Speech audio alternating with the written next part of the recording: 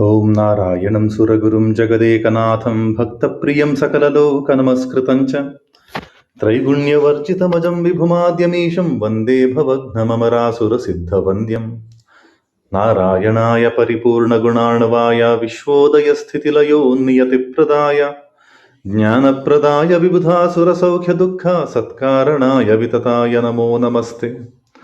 നാരായണം നമസ്കൃത്യ നരം ചൈവ നരോത്തമം ദേവീം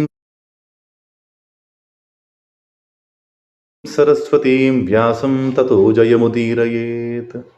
देवं नारायणं नत्वा सर्वदोषविवर्जितं परिपूर्णं गुरुंश्च गीतार्थं वक्ष्यामि लेशतः. लक्ष्मीनारायणं नत्वा पूर्णबोधान् गुरूनपि कुर्मः श्रीकृष्णगीताया भाष्यादुक्तार्थसङ्ग्रहम्. Hari Om. Good morning, everyone. Welcome to the weekly room of the Bhagavad-Gita Pratipadartha. We are today looking at shloka number 26 from the 10th chapter. The last one that we saw, shloka 25, Maharshinam Bhruguraham Giram Asmyekam Aksharam Yajnanam Japa Yajñosmi Sthavaranam Himalayah. That Bhagavan is now giving Arjuna the clues in what all different ways that Bhagavad Tattva can be thought about, can be contemplated. He is the Bhrigu of the Maharshis. Bhrigu is the Bharjanatva, the ability to slay, the ability to put the truth firmly on the table. Giram Asmyekam Aksharam, of all the types of speech that we can have, he is the Eka Akshara, the Om. Of all the sounds, he is the Omkara. Yajnanam Japa Yajñosmi, of all the yajñas, he is the Japa Yajña, the Tattva of the Japa Yajña. Japa Yajña is basically Yajjayati Tam Palayati, like, or whatever is being born will be protected. Japa. And Sthavaranam Himalaya. He is the Himalaya of the stationary. He is the Hrikara, the Shakti, and Ma is the Shrikara, which is the Shri. Sthavarana. So those are the tattvas that Bhagavan explains. And the next shloka number 26, is what we have to continue from today. Hari Om. Om Ashwatha Sarva Vrikshanam Devarshinaam Cha Naradah Gandharvanam Chitraratha Siddhanam Kapilo Munihi. Ashwatha Sarva Vrikshanam Devarshinaam Cha Naradah Gandharvanam Chitraratha Siddhanam Kapilo Munihi. This is the shloka 26. The Padacheda for this, when we click on the link that I have just provided under the room title, we scroll down a little bit on the web page, we get the Padacheda. Basically, the words are broken down. Ashwatha Sarva Vrikshanam Devarshinam Cha Naradaha Gandharvanam Chitraratha Siddhanam Kapilo Munihi. When we put that into Anvaya, very simplistic Anvaya, most of these shlokas in the 10th chapter now, from shloka number 20-21 onward, till the last shloka, till about 40 odd shlokas, most of the Anvayas are pretty straightforward. The prose ordering of these shlokas is pretty much straightforward. So the Anvaya pretty much sounds like the shloka. Sarva Vrikshanam Ashwattha Devarshinam Cha Naradaha Gandharvanam Chitraratha Siddhanam Kapilah Munihi. Now this will be very straightforward.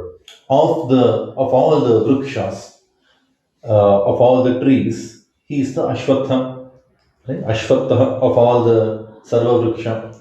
Devarshina Cha Naradaha, of all the Devarshis, he is the Narada. Gandharvanam Chitraratha, of the Gandharvas, he is the Chitraratha. And Siddhanam Kapila Muni, and of all the Siddhis, the ones who attain Siddha, success, Siddhi is success, right? Of all the Siddhas, he is the Kapila Muni, right? Very beautiful. Now, Kapila Muni is a Pratyaksha avatar. Kapila is a Pratyaksha avatar of Vishnu, right? So similar to Adityana Maham Vishnu. Here he is now talking about one Pratyaksha avatar. So there is a Pratyaksha Vibhuti Rupa being spoken. Then Chitraratha. Chitraratha is only a special manifestation with a little more excessive Bhagavad Amsha compared to other Gandharvas, is what we need to understand. So he is the Sajatiya Tirohita Amsha. So he is the Vaibhava Rupa within a homogeneous mixture of the Gandharvas. Right? And Narada among the Devarshis, now again that is a Sajatiya Tirohita. And Ashwatha Sarva Vrikshana, very interesting. Right? Now, Ashwatha, we know for the fact that it's a very sacred tree. Like most of the temples, Vatavriksha is a very famous thing. Ashwatha tree is a very famous thing to have. Whenever we go to any pilgrimage, whenever we go to any ancient Gurukula, Ashwatha is there. And I think we have also elaborated a lot about this tree when we started this entire Pratipadartha series, because we started from the 15th Adhyaya. And the 15th Adhyaya, the Purushottama Yoga, begins with Ashwatha, Urdhva Rupam, Urdhva Moolam, Adha Shakam, Ashwatha Prahuravyayam. So the one that is upside down, right? But Ashwatha is also Ashwa Iva Sthitaha, right? Vrikshana, there is a Vriddhi in it, there is a Kshaya in it, right? Vriksha, when we see, there is a Vriddhi part, one that is all constantly developing, and it is also Kshaya, right? But Ashwatha is something that is heard to be Avyaya, Rahu, Avyaya. It's almost like an eternal tree, right? And in its eternality, it is also Ashwa Ivastitaha. Ashwa can be a horse, Ashwa can be a ray, Ashwa can be missile.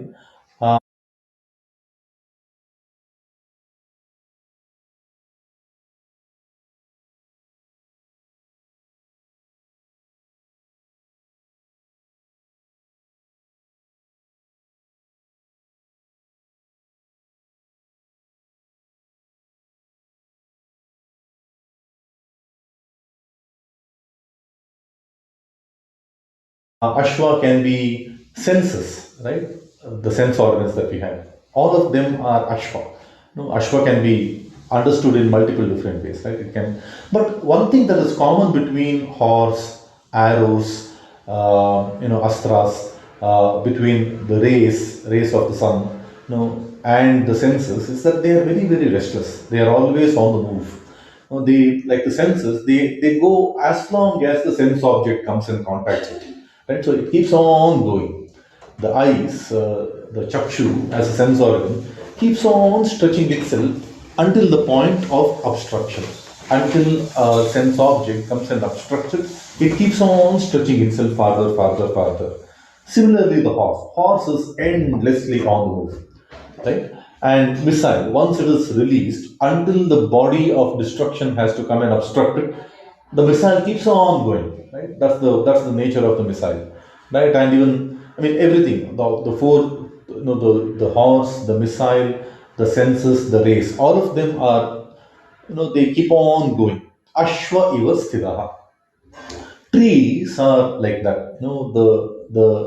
There is a nature within the tree to keep on going on and on and on until an obstruction comes. Maybe that tattva, the one that is experiencing vriddhi and kshaya, that's the vriksha of the things that undergo vriddhi and kshaya. The ability to not remain the same, ability to keep on moving. Ashwatha can also mean na shvaha stitaha, doesn't remain the same tomorrow. Na shvaha eka prakarena stitaha, doesn't remain the same tomorrow. Constantly changing one. And the trees, at the face of it, they appear like they are stationary, they are unchanging, they remain the same and things like that. But there is a lot of ecosystem changes that keep going on. So there is a Ashwatha Tattva in all the Vriksha. That is the Bhagavad Tattva. Right? One way of looking at it. Right? Because the question from Arjuna, we need to keep reminding ourselves. Arjuna's question is Keshu Keshu cha bhaveshu chincha asi He Bhagavan Mayam. Right? Hey Bhagavan, by me, in what different bhava are you to be thought about, right? So there is a Ashwatha Tattva in every vriksha. That Ashwatha Tattva is the Ashwa Iva Sthiti Tattva, Na Shwa Sthiti Tattva, the constantly changing Tattva of the things that undergo Vriddhi and Kshaya, right? Devarshina Naradaha. Devarshis are the Devarshis, the rich, Richa is Satya, right? The people who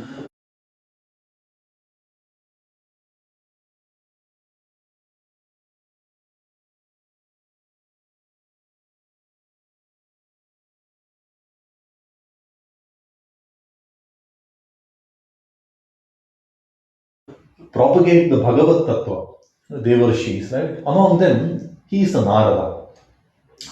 Narasya ayam Naraha. Nara means of the people. And the one who does the Dadati, Naram Dadati, the one who provides that Nara, the well wishes of the good wishes, the good desires of the people.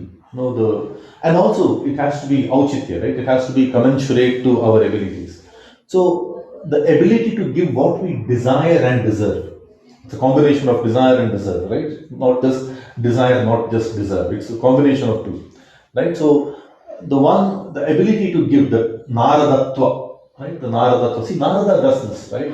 He gave some amazing Upadesha right from Maharshi Valmiki, right? Even in Mahabharata, he keeps coming many, many times. Always giving the right information at the right place. So Naram Dadati. So there is a Naradatva in every Devarshi. That Tattva is the Bhagavad Tattva, right? Gandharvana Chitra Ratha. Chitra is beautiful Ratha. Gandharvana. Gandharvas are the people, the bards, right? The people, the celestial musicians, right? That's one way of looking at it. See, look at this. Chitra Ratha is a very beautiful Ratha. The carriage that provides happiness, right? Now, when we look at Chitra Ratha as a character, now again, see, all of these things has to be understood both from the Aitihasika, Pauranika Amsha, as well as the Gunatmaka. When we look into the Pada Vyutpatti, the Nirvachanam, the etymological study of these words, what they convey and what the characters, the Pauranika characters also convey, need to be looked at, in conjunction. So Chitraratha as a character, he comes quite often and he's a very close friend of Arjuna. But the interesting piece is that, when they after the Lakshagriha, after the Bakasura Vadha and things like that, at that time, Arjuna encounters Chitraratha. Chitraratha and his wife, they are bathing in the water, and that's the Gandharva time, right? Midnight, humans are not supposed to go. So apparently, Arjuna trespasses into their territory, and there is a fight that ensues between Chitraratha and Arjuna, and Chitraratha gets defeated very badly. And there are some 100 odd Sahasra Rathas that he owns. He becomes Saharathi, he doesn't have any Ratha after that war, after that battle between Arjuna and Chitraratha, he loses everything. Right? That's the story we have. But despite that humiliating defeat in front of his wife from Arjuna, Chitraratha apparently is very, very loyal to him. Right? He supports Arjuna.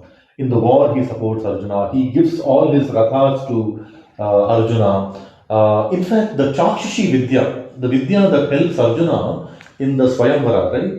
The Chakshushi Vidya is taught by Chitraratha to Arjuna. So, in our life also, we keep encountering people who are our well-wishers. Vichitra Jagat, right? Chitra is basically very beautiful, like the kaleidoscope, very colorful life. We all encounter that colorful life. Despite the on the face animosity that we can bring in, there are people who still do good to us a lot of times. And Chitraratha is that one such character for Arjuna. So Krishna is reminding him that Chitrarathatva, what you experienced, despite all the oppression you did. I mean, first of all, Arjuna did a wrong thing. It's not Arjuna's dharma that he trespasses into a Gandharva region, especially at the Gandharva Kala. Right? Desha Kala, Guna, I mean, all three, there are specified boundaries for each of those. Now, Arjuna trespassed them and went into the Gandharva zone. And despite that, despite being on the wrong side, Despite defeating him humiliatingly, Chitraratha continued to be a very pally, associate of Arjuna. That tattva, we all encounter that, right, in our life. See, many a times, whatever is in our side, it's difficult to show the gratitude. We normally, in today's toxic world, we are so entitled for whatever we have. Like for example, many a times we keep getting irritated with the glitches of Clubhouse. Now, having Clubhouse itself is a big thing, right? We, rather than appreciating the fact that okay, there is somebody who's given me, who's enabled me to communicate seamlessly with people across geographies, across places, across time zones. We rather than being appreciative, showing the gratitude towards that enablement that we are all empowered with. For a slight small glitch, we all start cursing. Oh, there is a technical glitch in Clubhouse. There is a technical glitch in Twitter. I mean, all of these are free services given to, do some collaborative actions. Collaborative yajna. I mean, it can all be used for some collaborative yajna, right? We spoke about yajna the last session, like yajnanam japa yajñosmi, right? We spoke about the yajna. Yajna is basically having the element of yatna, having an element of jnana. It begins with yatna, right? Sarvam karma kilam partha. Jnane parisamapyati. So karmajan vidhitan sarvam. So all of this yajnartaka karma, this is something that we hear in the fourth chapter. Fourth chapter, towards the later part of the fourth chapter, it's elaboration about different types of yajna, dravya yajnas, tapo yajnas, yoga yajnas, tatapare, swadhyaya jnana yajnas. There are different types of yajna that we get outlined to, like in the fourth chapter. And Krishna very clearly says, karmajan vidhitan sarva. They are all born out of karma, and jnane parisamapyate. They all culminate in jnana. So yajna has a combination of yatna, the prayatna, the karma part, and the jnana part. Right? They all need to culminate into that. So last time we spoke about that, right? I mean, in all of these things, there is a lot of knowledge that comes about. Now, and with that knowledge, we do better karma. So karma starts, produces knowledge feeds back into karma. That cycle keeps on repeating, and that's perhaps the reason why we are in such an advanced state of technological development, right? I mean, looking at it commonsensically, this digitization, this seamless connectivity is not possible without the advent of the internet. The internet wouldn't have been possible without the advent of computing.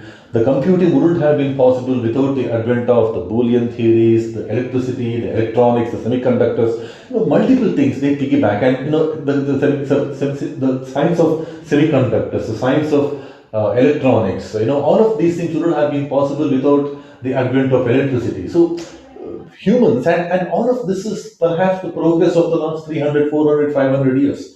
And for the suspicion we have that many of these theories were in India from a very long time, like ancient texts. Vidyut Shubhrasitarjaha Shamanyasthamukanicha. When we do the upasana of Rudra Deva, we talk about the Vidyut Shakti there. The Vidyut electricity is not from the time of Faraday or one of these scientists, right? It's been there from a very long time. Vidyut Shubhrasitarjaha Shamanyasthamukanicha. So when we look into the Indian context, the Vidyut Shakti discovery has happened way long ago, a very long time ago. And since those times, little by little, human progress has contributed to the legacy, created new, passed on to the progeny. The progeny took it up, contemplated on that knowledge, added little more. So the Yajna Chakra kept on passing hands over hands in a constructive way.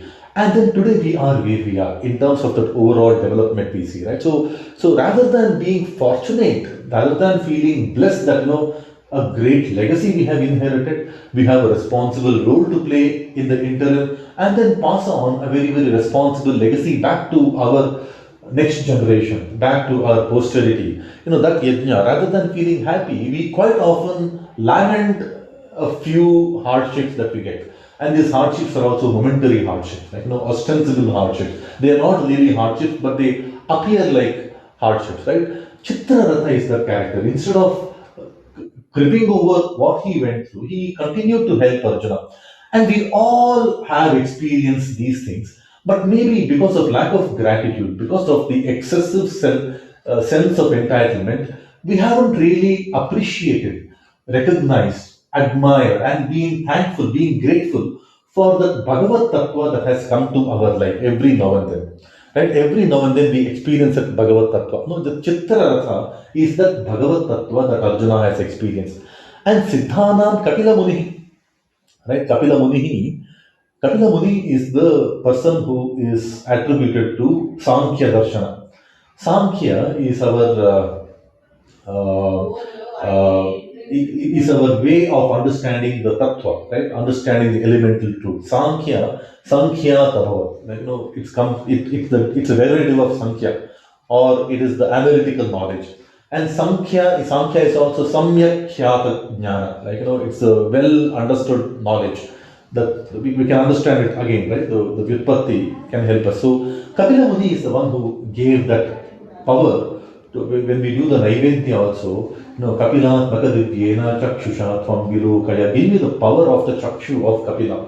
Give me the ability to see things the way Kapila saw. That's the best way of discerning things. Otherwise, our Tattva Shastra wouldn't have progressed the way it has progressed today.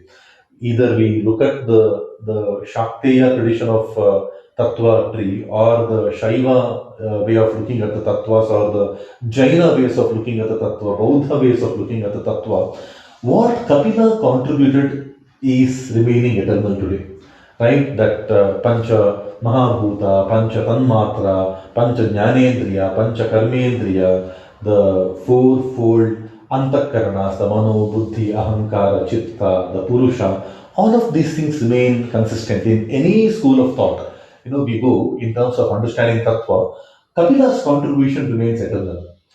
Right? So that's one way of looking at it. So that Tattva of the people who have achieved Siddhi, of the Siddhas, people who have tasted success, because without proper discernment of the fact of life around us, it's difficult to achieve success, right? Otherwise, it's accident. Like, if we really need to have, work towards an objective, work diligently towards that objective and achieve that objective being met, right? Then that is Siddhi. That is not possible without proper discernment. And the ability to discern things was primarily given to us by Kapila Muni. And he is the Pratyaksha avatar of Vishnu. That's one way of looking at it. And Kapila is also Kam Pibati Leelayati, the one who is the Bhoktru of the Sampurna Sukha. No, Kam Pibati Leelayati. And he's the one who is also weaving this magic around, where we are a part of. In our so this is we are a part of this beautiful ballet called life, which is unspoken ballet. The story is just unfolding as we elapse the time, right? The story is constantly unfolding by itself. So in this ballet, this is the Leela of the Bhagavan. He is the one, Pibati, he is the one who's enjoying the fruits of this. I mean, this is something that we heard in the 9th chapter also, right? Some time ago. Aham hi sarva yajnana bhokta cha prabhurevacha. So he is the one who is the bhokta, he is the one who pibati and leelayati, and Prabhu also. He is the one who is weaving the magic around. So that way, he is the one for the siddhas. He is the one of the siddhi that the siddhas achieve. He is the one who is drinking that calm. He is the one who is drinking that sukha. Whatever siddhi comes, he is the one who is drinking that, and he is the one who is leelayati. He is the one who is weaving the magic around. So there is a kapilatva behind every siddha. That is the Bhagavad Tattva. Right? Beautifully, we can look at that. And when we then look into these Vyutpatti related amsha, through the Pauranika characters that we are told through the stories, they actually go hand in hand.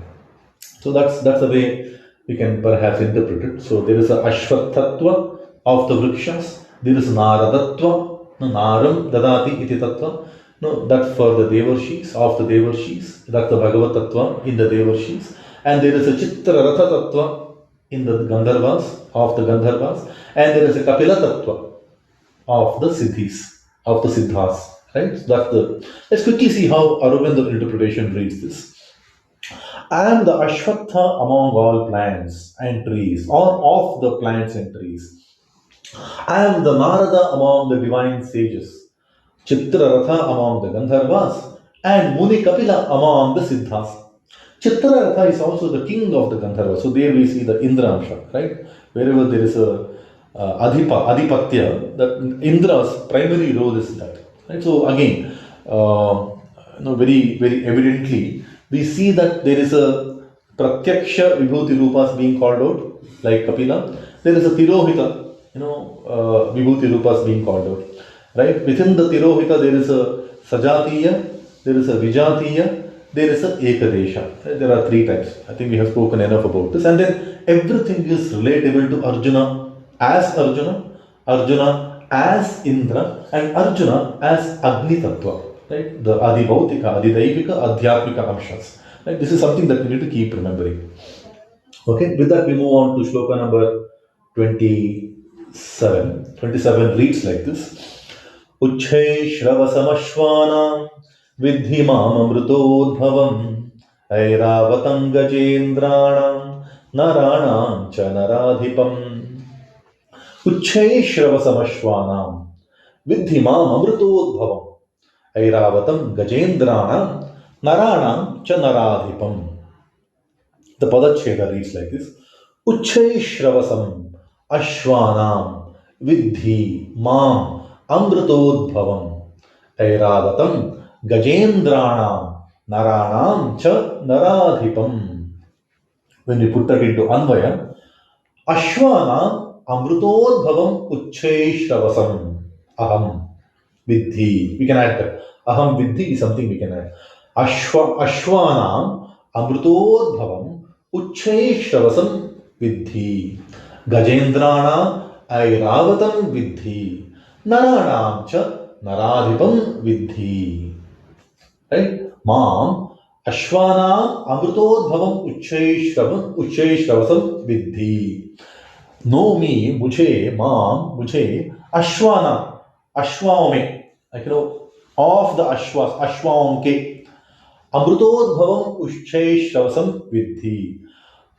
When Amritodbhava happened, Samudra Manthana happened, that Uchchai Shravasa is the horse of Indra.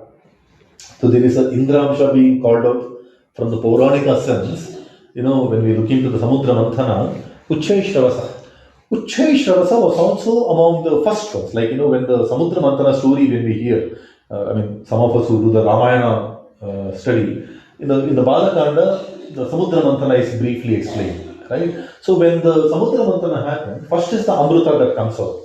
But along with the Amrita, there are a lot of other things that comes. Rasa, Apsara, Uchchai Shravasa, Kaustubhamani. There are some special things that come, along with the Amrita. Uchchai Shravasa is that Amritodbhava Ashwa.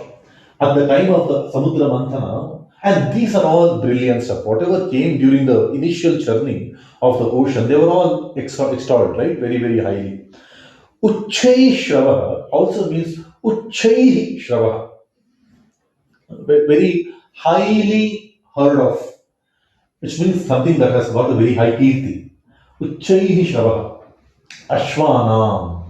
Like, if you are going behind, Ashwa can be weapon, Ashwa can be senses, both, right? So this is interesting, right?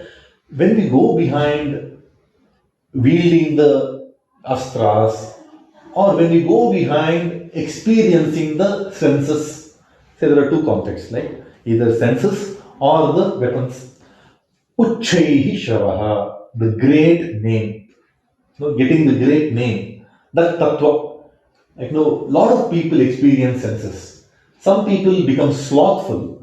They become branded as sense gratifiers. Some people really make that to their advantage, because senses are basically jnanendriyas. They take the help of the knowledge and they contribute back to the society through that knowledge, right?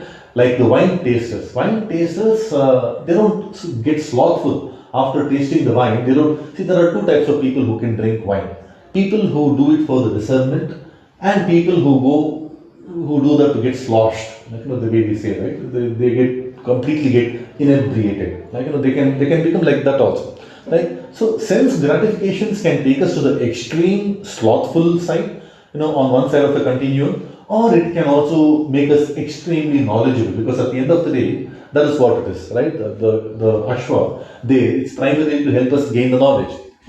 Uchchai Shravaha, either we can become the Uchchai Shravatva, we can acquire the Uchai Shravatva. Right? Uchai Shravas is also the horse of Indra. Right? Very proud, pride possession of Indra, Uchai Shravaha. So that's the Pauranika Amsha. So the ability, the tattva that helps us gain the apara kirti, like the great name, Uchai Shravaha, is that Bhagavad Tattva. And during the Amrutodbhava, Amrutatva is basically immortality. Now, stemming from immortality, because the Skirti, Uchai Shravaha, is the ultimate path for immortality. Right? Today, if Kapila, Arjuna are all living amongst us, it is basically their name that is living amongst us. Right? If names like Newton, Einstein, Bill Gates are all, no, not Bill Gates, we can say Steve Jobs, Bill Gates is still alive. Look at Steve Jobs. Steve Jobs is still alive around us, primarily because of his kirti, that supreme name that he has earned for himself, right? And he also had his share of, ashwa, like, the sense gratification, the weaponry yielding. But he did that very, very judiciously, without getting slothful, without getting overindulgent, and then with the knowledge, he contributed back to the society. Or he or any of the great names that we hear. The Amrutod Bhava Uchai. Now, stemming in the path of immortality, whatever is the great name that we achieve, that is the tattva, Bhagavad Tattva behind all the ashwas. Ashwas are basically weaponry. Ashwas are basically sense gratification, activities, among them. And also the first mover advantage. I think that is something that we quite often ignore.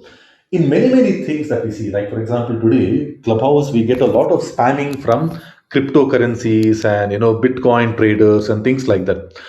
In all of these things, one thing that we need to remember is that there is always a first mover advantage. In most of the things in life, there is something called the first mover advantage.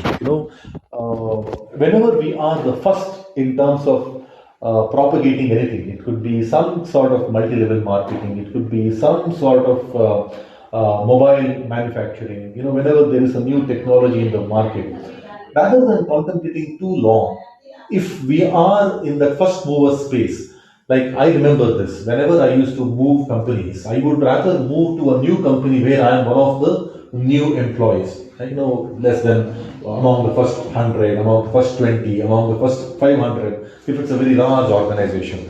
There is an advantage in that.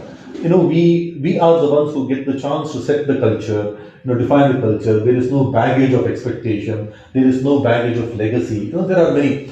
So Uchai Shravaha is also the first horse that came out among all the Ashwas during the Samudra Mantana. So there is also the first mover advantage, perhaps as the Bhagavad Tattva that gets called out. Right? Airavatam Gajendranam. Very interesting. Airavata, Iravata, Iram Avati. Ira is coming from Ira. Ira is that Mahalakshmi, right? Devi. The one who protects the Stree Tattva. That Tattva is the Airavata Tattva of the Gajendra. I mean, people who have read the Gajendra Moksha will remember this, that see, Gajendra went to the pond. There is a story. There is one Pauranika Moksha also, right? So that's another interesting thing. Gajendra, when he enters the pond, he initially goes there to quench his thirst, but he gets attracted, like, with the water, because Gajas, their biggest bane is the sense of touch. Like, they can roll on the floor, enjoying the sand, keep on remaining in the water, enjoying the touch of the water. They get swayed, they get too engaged in the touch activity, sense of touch. Right? He goes there and he gets engrossed in that water activity without the imminent danger of the crocodile, Nakravadana. That's the one that catches him, right? Without the fear of without the realization of the imminent danger, he is so engaged. But he is also engaged because he goes with his consort, Sutri consort. And the way he gets caught into the water is primarily because he is not letting his consorts get stuck. That's one interesting thing quite often that we ignore, is that the Gajendra gets his feet caught by the Nakra primarily because he's protecting the the Stri Tattva that's behind him. So among the Gajendras, right? Among the Gajendras, there is a ability to protect the Ira, Iram Avati. Iravati. Airavata is that Avatu, Mam. Avatu is basically protect me, right? Avatu Bhaktaram. So when we say Avatu is basically protect me. Iram Avati. Airavata is basically the one that protects the Ira. Right? So that's a very beautiful way of doing it. So the ability, that tattva of the Gajendras is the Bhagavad Tattva. Right? Naranam Naradipam. Naradipatya is also the ability to rule the king, right? The rule as a king is a Bhagavad Tattva of the people.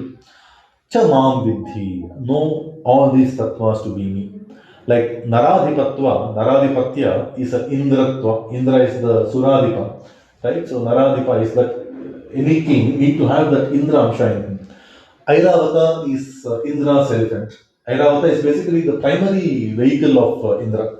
Airavata is known to be the primary vehicle, right? So Gajendra, there is an Indra Tattva there.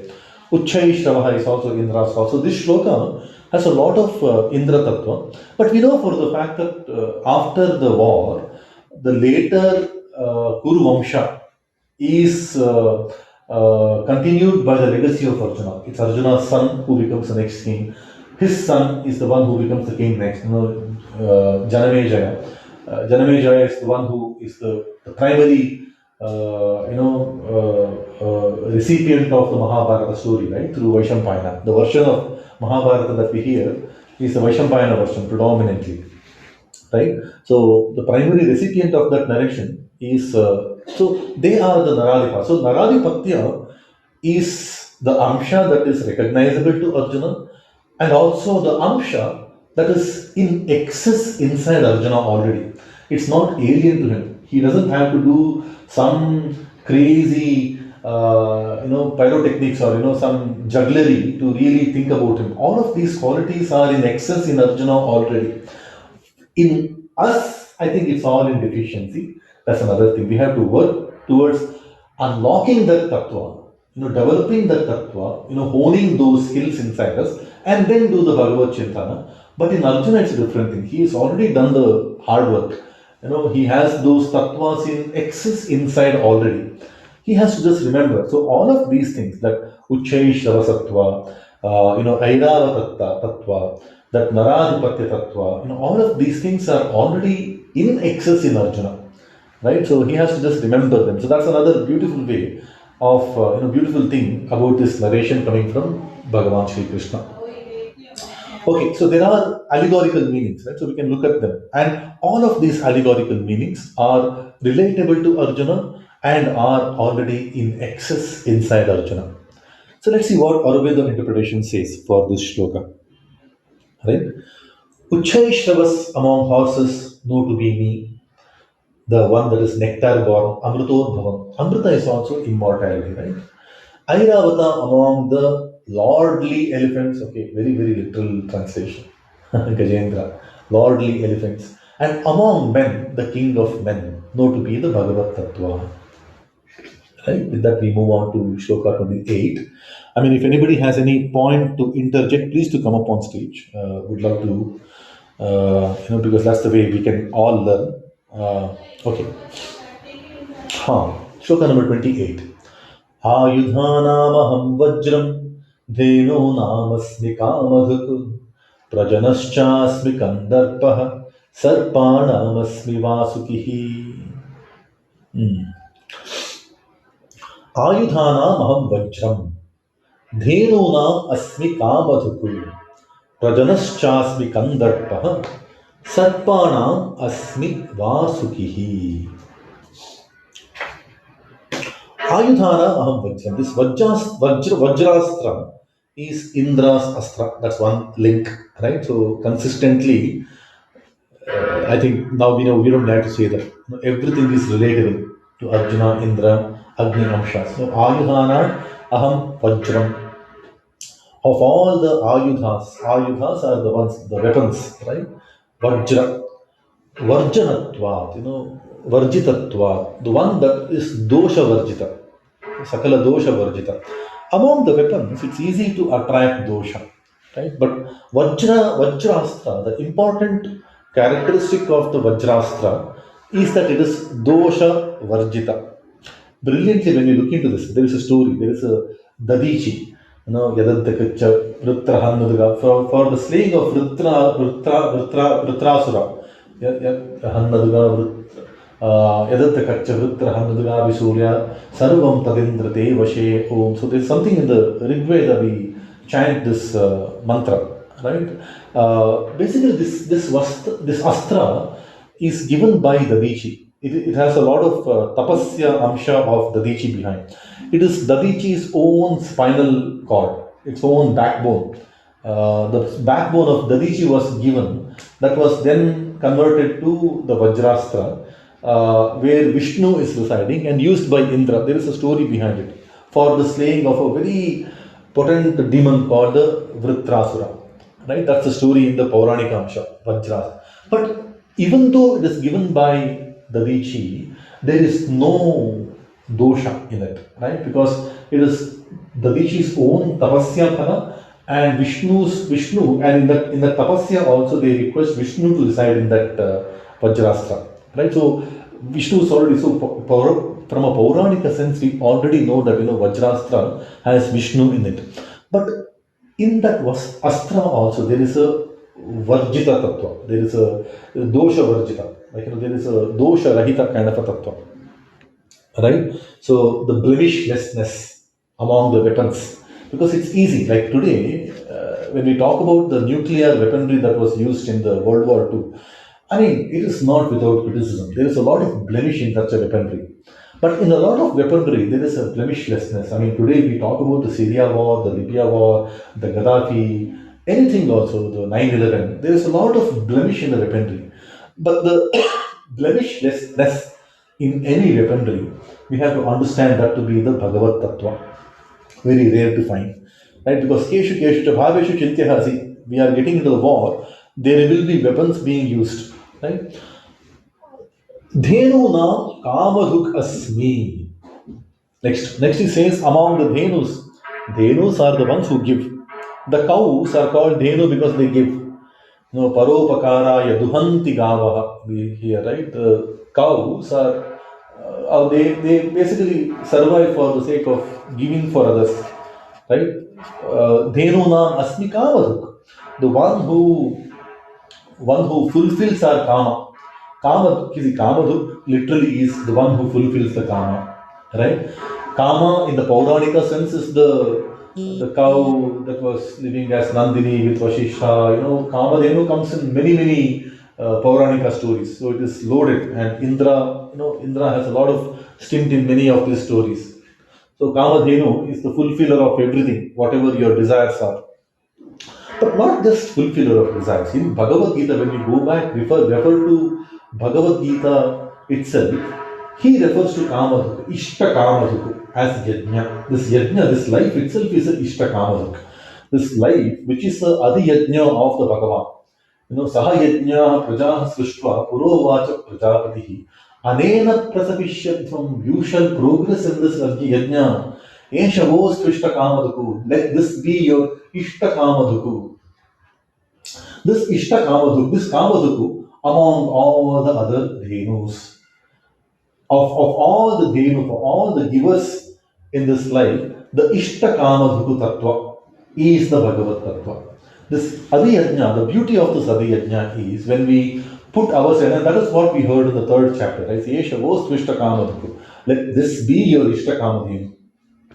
Right? So there is a tattva of Ishta-Kamadhuk tattva, of the Bhagavan, that is in this Adi Yajna. When we go ourselves with a proper sankalpa, when we offer ourselves properly into this Adi Yajna, when we look for every bit of progress only through this Adi Yajna, and only through this Adi Yajna when we start seeing progress, Anena Prasavishyadvam, then the Bhagavad Tattva of the Kamadhuku, being a Kamadhuku, starts surfacing itself.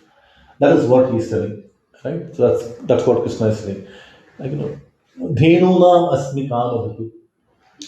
Prajanaschasmi Kandarpaha. Then he also says, Prajanaschasmi. Prajana is basically progenitors.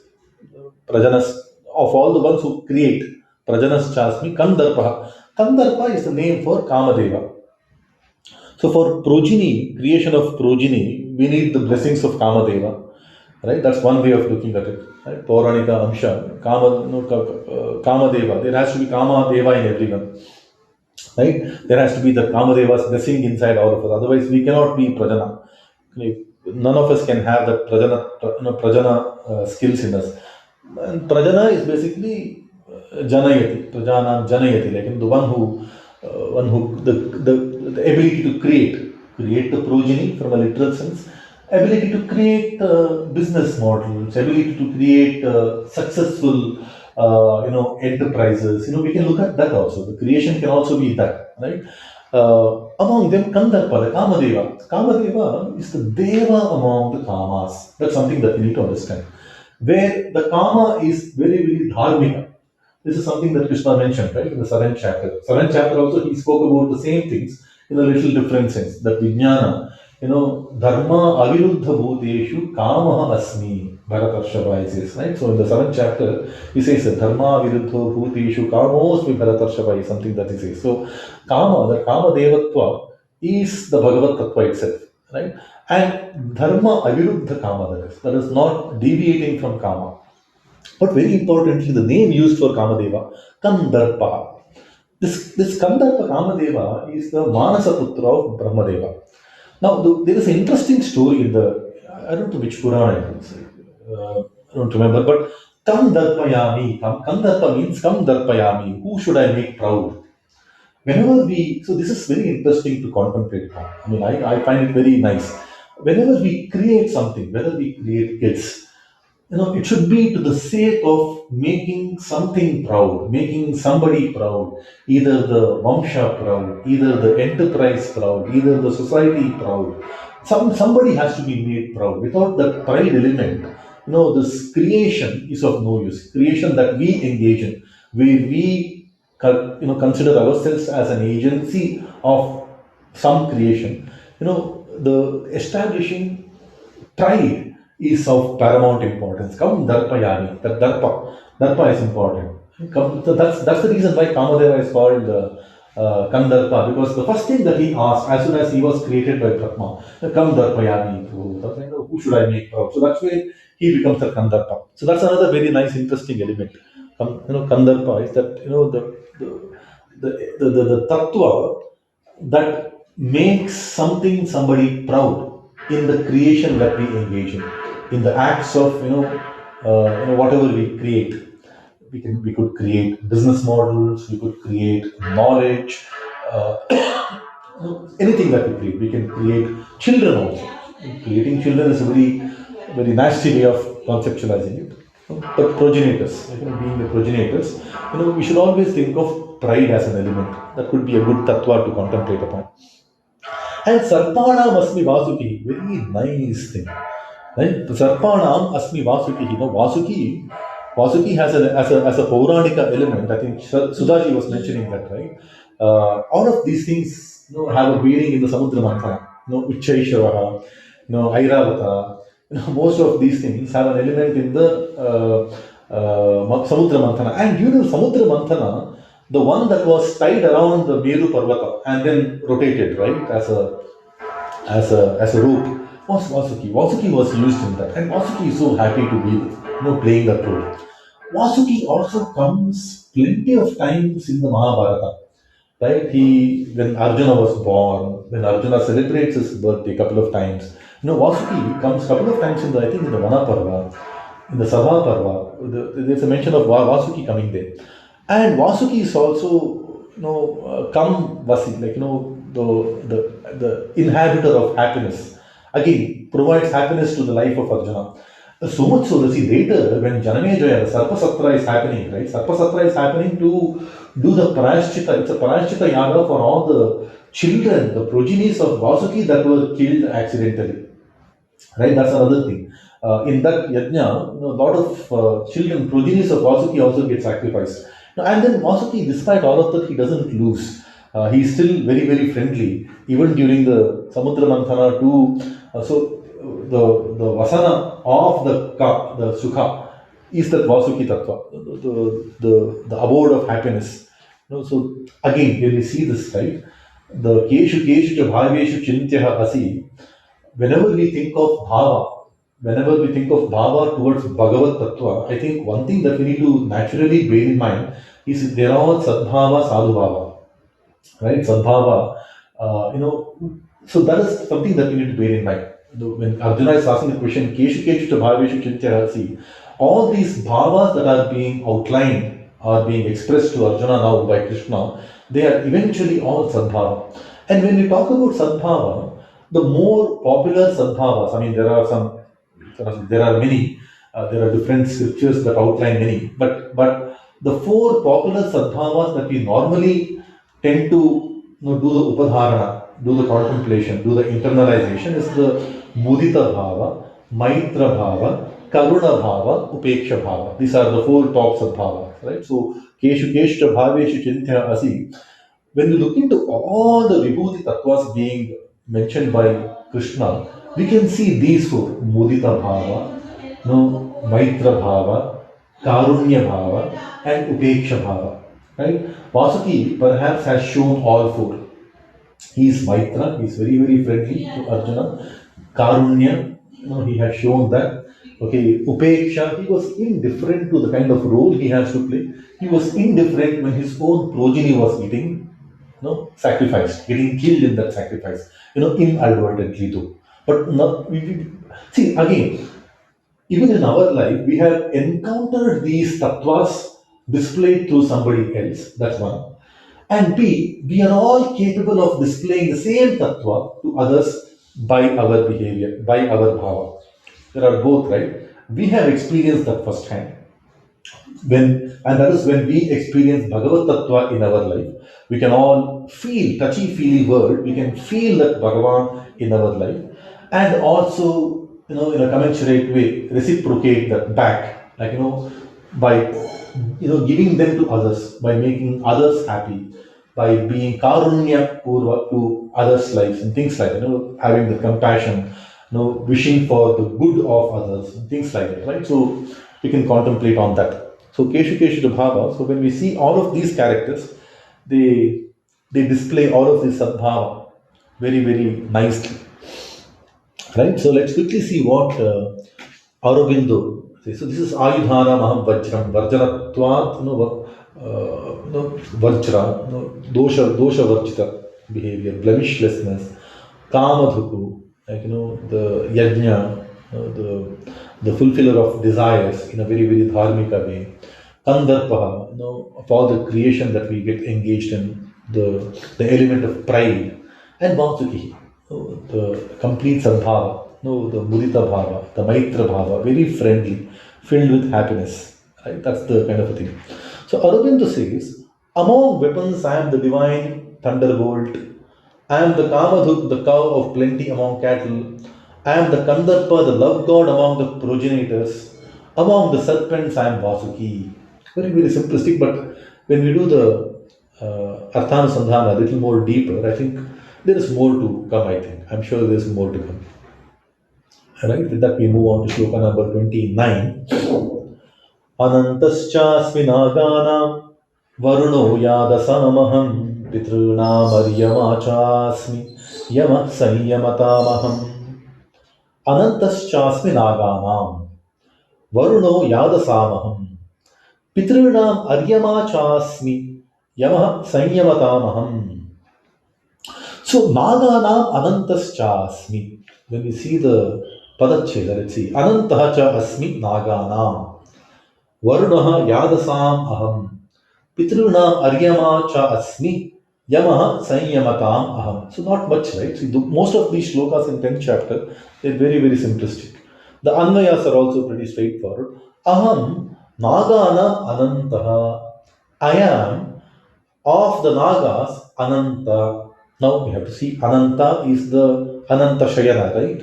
Shesha Shayana is the Ananta Shayana, Naga. Now, one thing that we need to remember is just the previous Vibhuti Rupa is Vasukihi Sarpana. Now, today we tend to mix up both Sarpa and Naga to be the same. Right? Sarpa is Sarpati, Bhujagati, the one that crawls. Right? Amara Kosha says Sarpati, Bhujagati, that's the Sarpa, the one that crawls. Right? And the creepy, crawly creatures, the way we say, right? But Naga, Nage, Parvati University, the one who dwells in the Naga, the Parvata.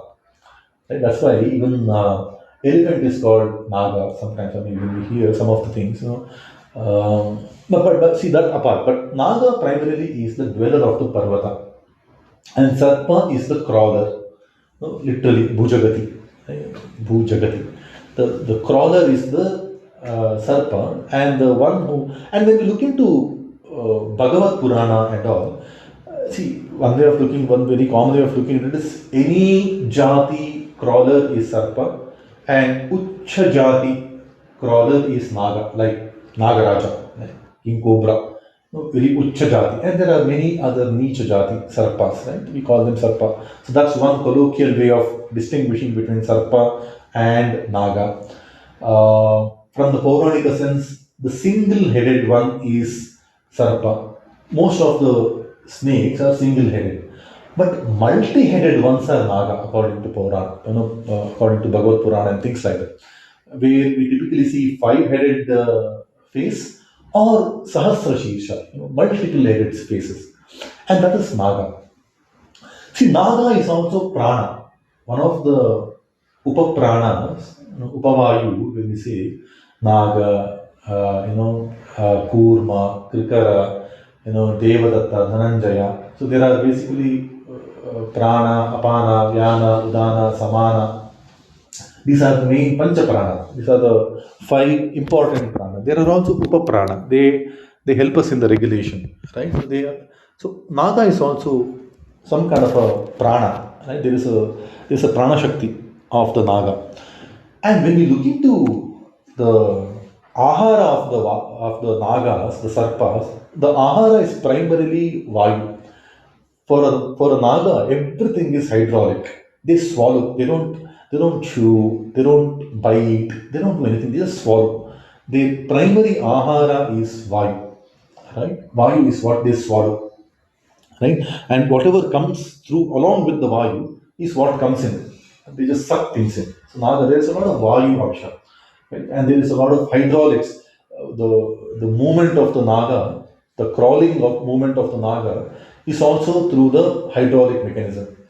And when we understand that hydraulicity, the hydraulic mechanism, when you look into this world, right, this entire world, there is the science today says there is bathysphere, there is lithosphere, there is hydrosphere, there is atmosphere, all beautiful. But we don't know what is this bathysphere. We don't know what molten, they say some molten state of the matter is what we experience in that bathysphere. We don't know. But all we know is that when we dig the land, we get water. So there is lithosphere over hydrosphere. I don't know whether it is hydrosphere over lithosphere, or when we draw the map, the scientists, when they draw the map, they kind of keep it moving. Like sometimes hydrosphere under lithosphere, sometimes lithosphere under hydrosphere. So it goes back and forth. But what we need to understand is that if we were to generally apply the pure laws of physics and the way the matter is, everything should collapse. Everything should collapse. But there is something that is holding it up, something that is holding the lithosphere above the hydrosphere, and all of them above the barysphere. Because the gravity should go intensified. The more we go towards center, the forces of gravity should intensify. But there is some force that is holding them all together. That's why in the Krita Yuga, that Amsha of Prana that did the lifting of all these things, all these bodies, is the Pavamana. Pavamana is the first force of the Prana, right? And when we do the Ashlesha Bali for the Nagas, right? We have the habit of performing these different balis. All of these balis, whatever Naga, related rituals that we perform, Sarpa Samskaras, Ashlesha Balis, most of these when we perform, they're all performed under the aegis, under the chanting of the Pavamana Sukta. The Rigvedaya Pavamana Sukta is what, and Pavamana is the first form of, Vayu, that we Tampa, Vamanam, Anand. So I forgot that there is a Anuvayu Sthiti which beautifully brings out that Amsha of Pavamana. Do you remember the Anuvayu Sthiti, Sudhaji, by any chance?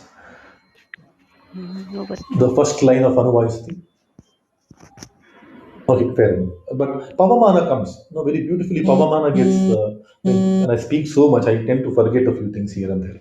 Okay, so Pavamana Sukta. So when we perform Ashlesha Bali, Nagas, the Ashlesha Balis are all performed for the sake of Nagas. And that Prana Shakti is very, very strong in Naga. Now, when we look into the Parvata further, somebody is holding the Parvata above the barysphere, the hydrosphere, and things like that, and then holding it up. And that is life. Parvata is where we are all. Our dwelling can only happen on top of Parvata. We are all Nagas. We are all, Nage Nivasati type. We are all living, dwelling on the Parvata, right? And Parvata, the landmass that we are on, is basically a Parvata, right? Some Parvatas are inside the water, some Parvatas are above the water. Fortunately, we are on the Parvata that's above the water, because inside the water we can't survive, right? So, the prana tattva inside the naga is holding this parvata on the top. When we go extend this outside of the earth, there are multiple such land masses are being held up, and that infinitely spread out is the ananta shayana, because this paramatma Vishnu is sleeping on him. When we look into this multi-headed sarpa, multi-headed naga, that is what perhaps allegorically Puranas are mentioning, that anantatva, that infinity, that infinite power to uphold the land masses, to uphold the life. That tattva is that Bhagavad tattva, that anantatva of Shesha is there everywhere. Right? Shesha is the one who's holding everything, all the land masses, be it Earth, Mars, Jupiter, Saturn, or when you go to beyond the Andromeda galaxies and beyond the Milky Ways and things like that. Every body is held by this Naga. Shesha. Shesha is the one who's, and Vishnu is Sarvagapta, right? He's sitting on everything. If you can imagine that way, right? So Vishnu is there, all pervading, he's there everywhere. But that Anantatva of the Shesha, of the Naga, is me. Because snakes can infinitely move. I mean, the body of the snakes are like, if you should notice a very small cobra, I mean, small from the relative sense, suddenly when it swallows a cow, a calf, a goat, the body can expand infinitely. No, Ano Raniya Mahato Mahiyam is what we hear about the Bhagavan, right? When we spoke about Vamana, the Adityanam Vishnu, can be smallest to the smallest or biggest to the biggest. So Nagas display that character. The Naga prana inside our body also displays that character. Our skin can expand, can shrink, can contract and can expand. So that power is there inside all of us, the Naga prana. The Naga inside the landmass, I mean, can collapse in no time. When we hear the stories of the black holes and the baby universes, the black holes get sucked so into the center that the landmass becomes almost negligent. It becomes almost zero, tends to zero. Like it can become the size, the physical part of the creation can get sucked into that level, anoraniyam type, but it can keep on expanding also. In that expanded state, something has to hold them in that equilibrium state. That's the Naga Tattva, that's the Anantattva, right? So that's one way of looking at it. Nage Parvate Nivasati, that's Naga. So small difference between Sarpa and the Naga. The one-headed one is the Sarpa, where Vasuki is the provider of the happiness. Vasuki Tattva is all about providing happiness, and this infinity Tattva among the Nagas is again another Bhagavad Tattva. Yadasam, next one. Yadasam cha Varunah Asmi, among the Yadasas, among the aquatics. Varuna, no, Varuna is a Vijatiya. He is not among the Jalachara. He is not one among them. He is an outsider. Like how Shashi is for the Nakshatra, Shashi is an outsider to the Nakshatra Gana. But he is the lord of the Nakshatra. Similarly, Varuna is the lord of the aquatics. Varuna is the lord of the Yada. Yeah. So anything that is Adipatya, then there is a Indra Amsha. Arjuna has that in him plenty. Right? We spoke about that. right? Pitrinam Aryama. Ari is the ability to do the proper discernment, right? I mean, Ari Udu, we say, right? Ari Ma. Like, Ma is the knowledge. Okay, Aryam Mati. Basically, the one who can properly get the discerning done. See, Pitra Karya is again a very, there are many elaborate Yajna Rupa vidhis being prescribed in our scriptures. But at the end of the day, Pitras, we need to understand there is a lot of knowledge that we need to respect for what we have inherited. We spoke about the Yajna Chakra, right? I inherit something, I add something sensible to it, and I responsibly hand over. And then that get picked up, the baton gets picked up, and then the Yajna Chakra, evam pravartitam chakram na anuvartayati ihaya aghayuhu indriyaramaha. This Yajna Chakra is a continuous chakra. We all need to actively participate in it. And actively participating means that whatever is in Pitrarjita, we receive that with great amount of respect, reverence, responsibly act upon it, purposefully act upon it, and then responsibly hand over it, to the next generation. So there is a lot of Arya Mati Tattva, Aryama Tattva. See, from a Pauranika sense, Aryama is one of the Pitras, of course. Okay, but from a Vyutpatti sense, we also need to understand that the ability to dwell into the actions and then understand the knowledge and discern the knowledge, the completely assimilate that knowledge, that tattva inside all of us is the blessing of the Bhagavan. That's the Vibhuti tattva of the Bhagavan.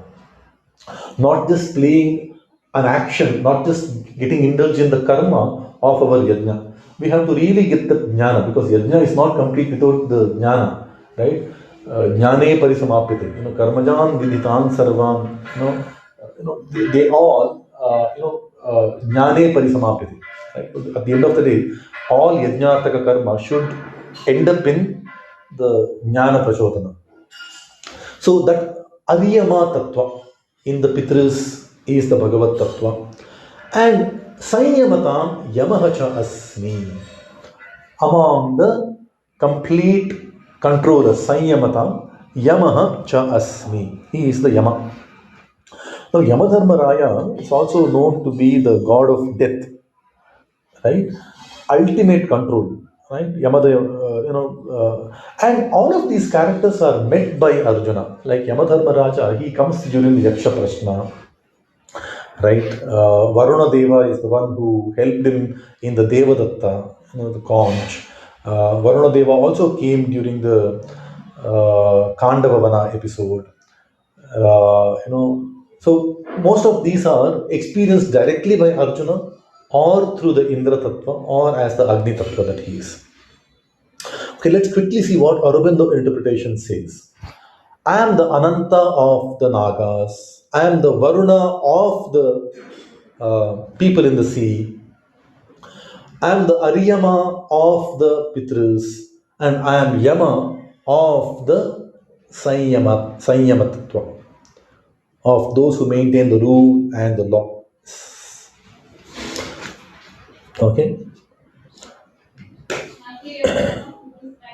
Okay, basically, the four qualities are that endlessness in the Naga role, the greatness. Okay, Varuna is Varam, something that is Shrestha, right? Shrestha. Varam, the greatness among the aquatics, the ability to comprehend, the comprehensive skills. Aryama, that's the tattva, and Yama is self-control, right? These are the four. Yama and Niyama are basically the ones that we hear in the Ashtanga also. Right? Those are the basics of the Ashtanga. Okay, with that we move on to shloka number 30. It reads like this. Prahlaadaschasmi daityanam kalah kalayatamaham mriganam cha mrigendroham vainateyascha pakshinam. Prahlaadaschasmi daityanam kalah kalayatamaham mriganam cha mrigendroham vainateyascha pakshinam. The Padacheda says, Prahladaha cha asmi daityanam kalaha kalayatam aham. Right? Mriganam cha mrigendraha aham vainateyaha cha pakshinam. So Daityanam aham prahladaha asmi is what Anvaya says. See, this is beautiful. Among the Daityas, aham the Prahlada. See, Prahlada was born to Hiranyakashipu, right? The sons of Kashyapa. From Aditi we got Adityas, and from Diti we got the Daityas. These are the Suras and the Asuras popularly called. This is the Pauranika Amsha. Right? And among the sons of Diti, we have the Hiranyakashipu, Hiranyaksha, all of these people also come right? Among the same lineage, right? Daitya. So Hiranyakashipu, and he is in that lineage. Prahlada is in that lineage. And we know for the fact that in the story of Bhakta Prahlada, such a great devotee of Bhagavan, Vishnu, and he brings the avatara of Narasimha, right? The Narasimha avatara, Sollalaadisi Sambadindali Bandha Vakutanige is what Dasa Sahitya says. Like, he got so pleased with this bhakta that he came from the stamba for the sake of a bhakta, right? So Prahalada. So that's something that we know, right? But see, beautifully, the first Bhagavad Vibhuti Rupa is Adityanam Aham Vishnu. So there is one thing that very carefully to understand. Among the Adityas also there is a Bhagavad Vibhuti Rupa. Among the Daityas also there is a Bhagavad Vibhuti Rupa. Right? Vibhuti Rupa can be discovered in anything. No, na anta asmi mama divyana vibhutina he parantapa. Like that's what he says, right? There is no end to my Vibhuti Rupas. My Vibhuti Rupas are endless. It's everywhere. That's the whole essence, right? There is Vibhuti Rupa among the Adityas. In the Adityas also, I have the Vishnutva in the Adityas. Among the Daityas, I have the Prahladatva. Prahlada is a character we know. But what is Prahladatva? Pra-ahlada. Right? Ahlada is Sukha again, Sukhakara. Again, linking it back to our Sadbhava. Like Mudita Bhava, Upeksha Bhava, Maitra Bhava, Karunya Bhava, Karuna Bhava. Prahlada, Ahlada is that Sukha Bhava, Mudita Bhava. Right? Prahlada. So that happiness, that prakarshana, prabhav, that very enlightening, very influencing kind of a ahlada shakti. That's the Bhagavad Tattva. Among the Daityas also we can have a Vibhuti Rupa to display. Right? Kalayatam aham kalaha. Kalayati. Kalayati is something that sticks, something that leaves an imprint, something that stains. No, Kale, see, Kale, when we see in Kannada, I think some of us who know Kannada appreciate this well. I can't speak for other Indian languages. I'm sure many other Indian languages should also have the same sense because in Kannada we use Kale. For Kale can be used for art, Kale can be used for stain, right? Something that leaves an imprint. In that I am the Kala. Kala is the time. Time is the ultimate imprint. Like the time sense of an imprint is the Bhagavad Tattva. And Kalaha, Mahakala, when we understand it from the Mahakala, it's the complete destroyer. Among all the stains that we provide, I am the complete destroyer is something that we can think of. Kalaha, Kalayatamaham. Okay, the imprints, the stains, the records. Okay, so among all he is the time among the stamps. If there is any record keeping that we do, there are any stamps being recorded, he is the time. Time is the ultimate stamp. Right? Kalaha kalayatamaham. Okay, aham mriganam cha mrigendraha. So Brigati, the one that is hunting, that's always looking in anticipation, the one that is always looking for, that's the Brigati, right? So the one that is among the hunters, among the seekers, among the searchers, the one who keeps searching, he is the lion, Simha. Right? Simha doesn't keep frivolously moving here and there. Right? It has one prey in mind. It goes, attacks, fetches, and comes. Very, very royal, majestic. That's the Amsha, Simhatva, and Brigendratva. Like, it's also the Indra Amsha there, right? Brigendra, Gajendra. All of them have an Indra Amsha, invariably. Pakshinam Vainateyascha, that's the next one. Okay, Pakshinam cha Vainateyaha. Pakshi. Okay, there is a bird. I mean, typically Pakshi is bird, but Pakshi is also Ikshana. There is a lot of Ikshana in them. So ability to see. And what do they see? Vainateya Vinatayaha apatyam. Vinata. Vinata is basically Visheshata Nata. Nata is Natosmiham, Namaskara. When we do Namaskara, Namaskara is also called Natosmi, Natana. Right?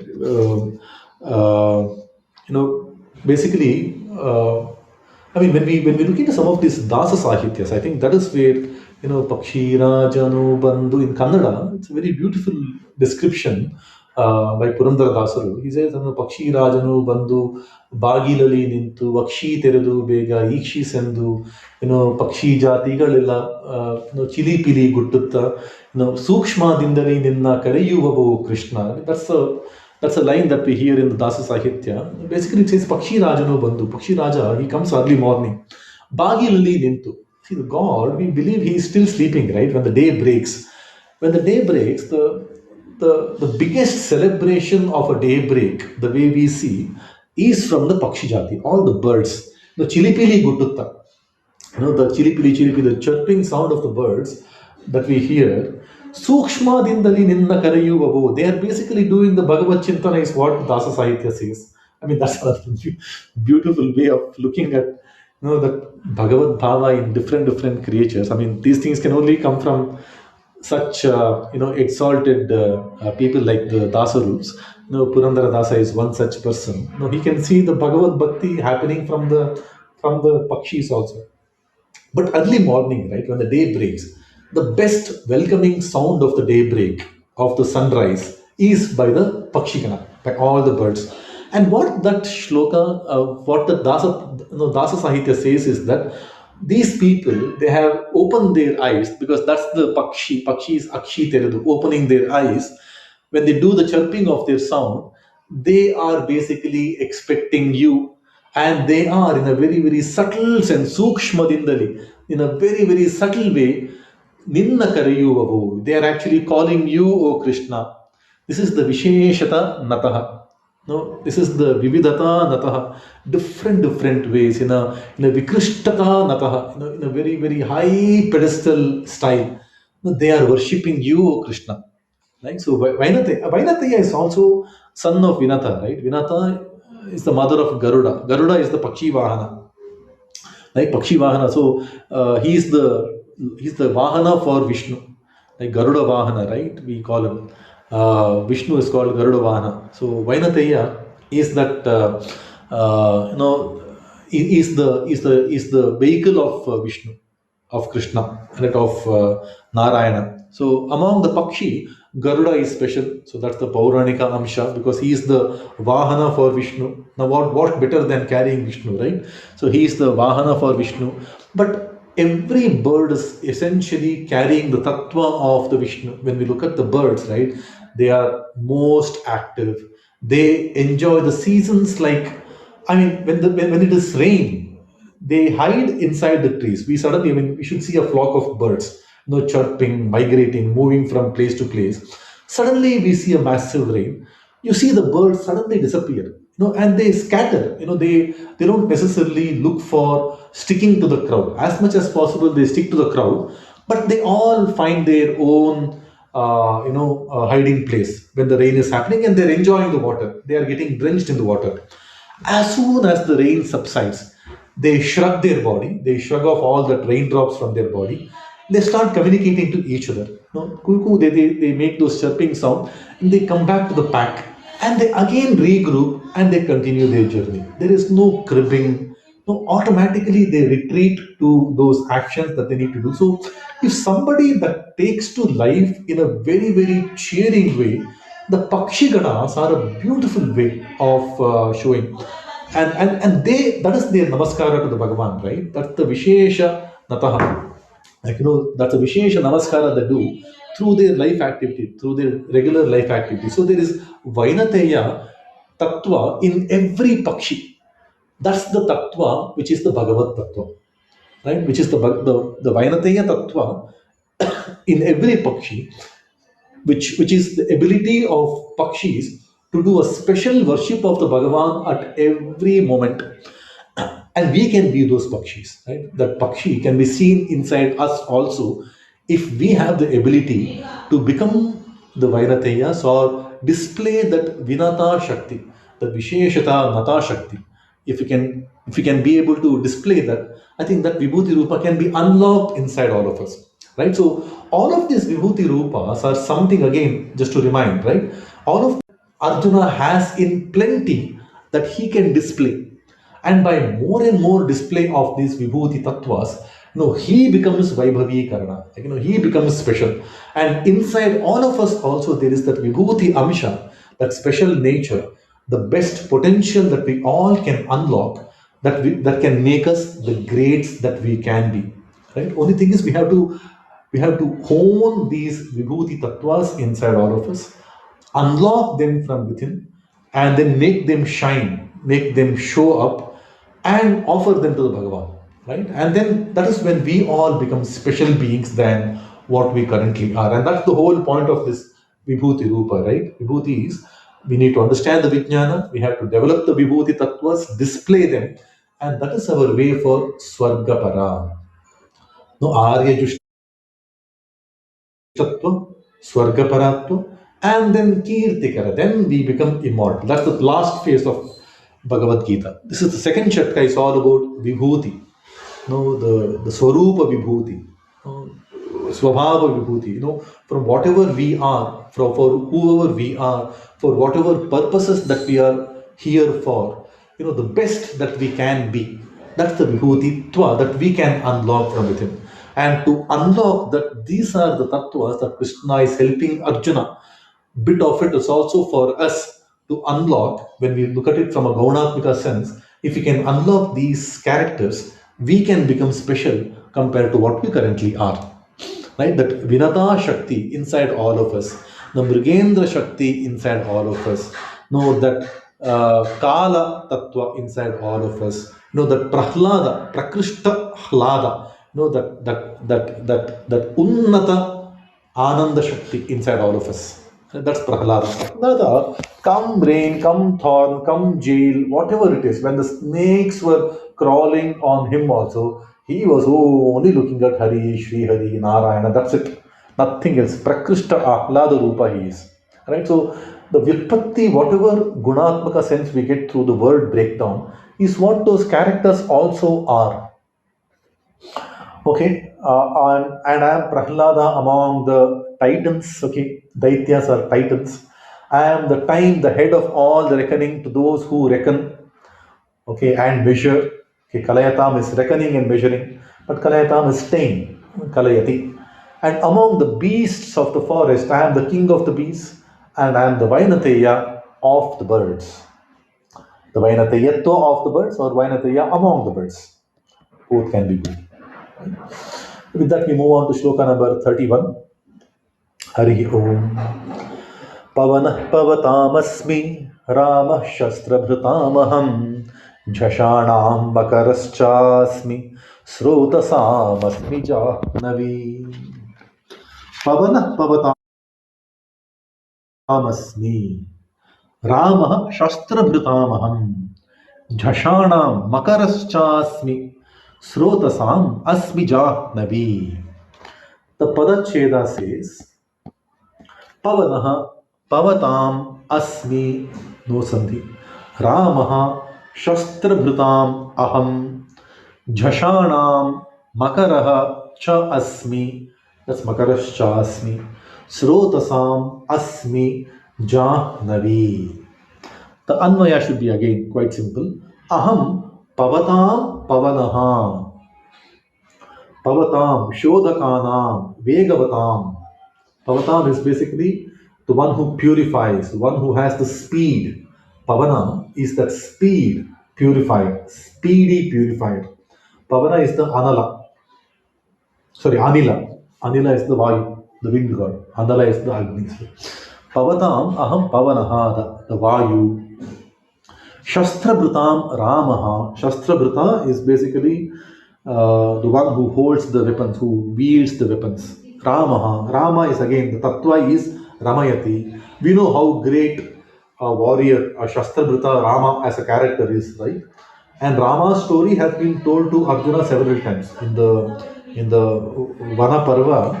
Markandeya Ramayana is something that he hears. Then little later, Bhima gets a download of Ramayana from Hanumanta during the Saugandhika Pushpa. So Arjuna has these experiences of Rama, and Rama is quite relevant. Rama as a character was quite relevant even for Dwapara Yuga, because the main reason why both Bhima telling the story, Hanumanta telling the story, and Markandeya telling the story is the eerie similarities that these guys are going through in the Vanaparva, right? The Aranya Jivana that they dwell, that they endure, and Rama what he endured for the sake of Dharma. Rama Vigrahavan Dharma, he is the embodiment of Dharma, right? And very, very relevant. But also among the Shastra Dhrutas, he is the Ramatwa. Ramatwa is Ramayati, the one who brings in delight, right? Pavanaha Pavati, Pavayati, Panti, the one who protects and one who purifies. Among all the ones that are speedy protectors, he is the one who Pantu, like he is the one who provides the Rakshana. Pavana is that he provides the Rakshana. Pavana is also Vayu, Prana. That's the ultimate life, right? Our life, you don't say life gone, you say Pran gaya, Pran nikal gaya. First goes the Prana, right? Prana means that the life is gone. Prana is not just air, Prana is life. So that's the one that protects us, right? Pantu, Pantiti Paha, the Pavana.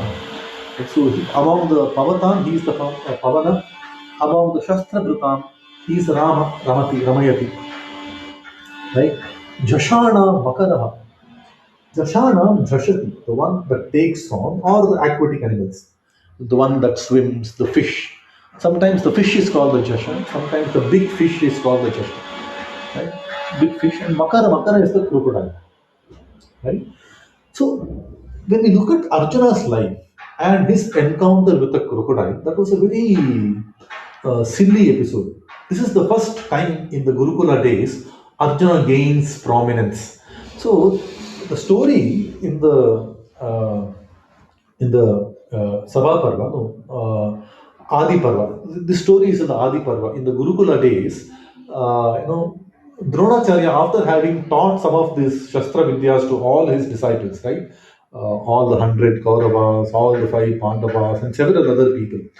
He had students from, Drupada's son was also part of his Gurukula. Karna was part of his Gurukula. His own son was part of the Gurukula. There are a lot of people in the Gurukula, right? So he has given the Vidya, Dhanurvidya, different Vidyas, different people, but he wanted to test the water. So once he was taking bath in the water and he encounters a crocodile, Makara comes there. Now, Dronacharya could have easily tackled that Makara himself. He doesn't do that. He takes that advantage to test his students. So he calls for the help from his students. Only Arjuna reciprocates. Only Arjuna responds, and Arjuna responds in style. Right? That's the Makaratva, the one that brought in the glory of Arjuna out in the public. And what Makara did was, when you look into the word Makara, mam karoti, Ajnana mam is basically, the one who clouds the knowledge. Makara, that crocodile, clouded the knowledge of the other students.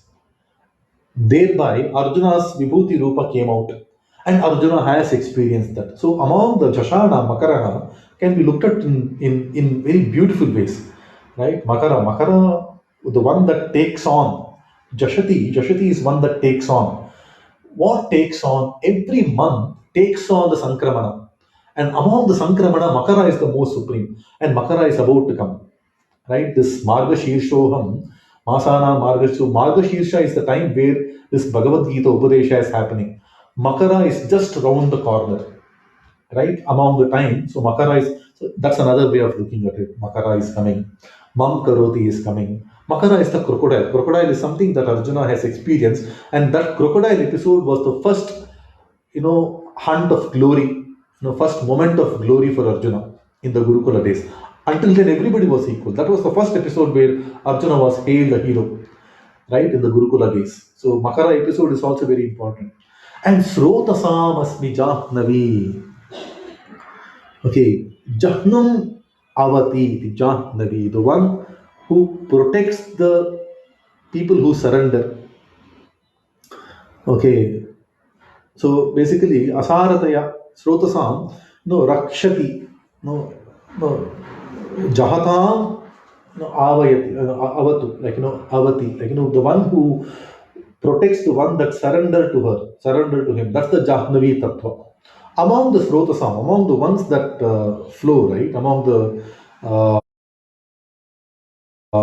among the nadis, among the rivers and the rivulets, okay, nadi nadas. No, Ganga is basically, she protects because we have to surrender unto her, right? So the Ganga Tattva is that, and Bhagavan Tattva is also that, the one who protects, that's the Karunya Bhava, the one who surrenders unto the Bhagavan. He displays that abundantly. I mean, in Bhagavad-Gita we can see that, Vakshyami hitakamyaya, te hitakamyaya. The 10th adhyaya, this chapter began with that line.